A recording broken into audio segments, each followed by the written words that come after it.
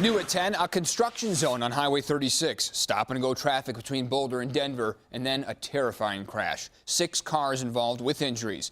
Yet the teen driver who caused thousands in damage got off with 1-point traffic violation. Tonight, Call 7 investigator John Ferrugia is asking how this could happen. All the traffic ahead was stopped, so I came to a stop. All of a sudden, a second or two later, it felt like a missile hit me from the sky. I just got creamed. It was kind of like in a movie.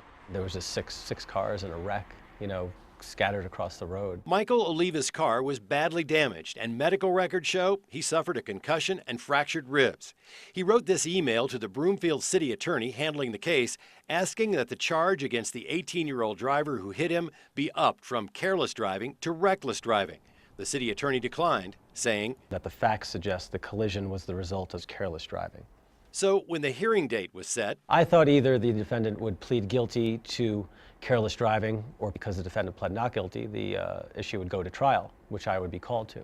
But neither happened, nor did the city attorney inform Oliva that the 18-year-old defendant was allowed to plead guilty to a minor charge, a defective headlight. That's right. All this damage and Oliva's injuries pled down to a 1-point traffic violation. It is a very common practice to plead down traffic charges. Broomfield City Attorney Bill Tuthill acknowledges that, as is stated in the police report, the 18-year-old admitted it was his fault and he was going about 65 miles per hour in a construction zone. And Tuthill acknowledges that his office never called Oliva to tell him a deal was being made. In retrospect, given his involvement, I wish we had had more direct interaction with Mr. Oliva.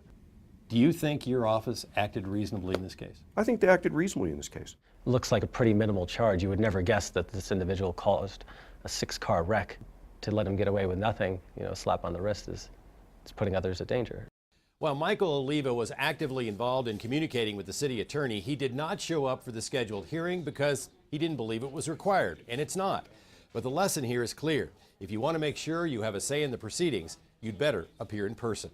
In the newsroom, I'm John Ferrugia, 7 News.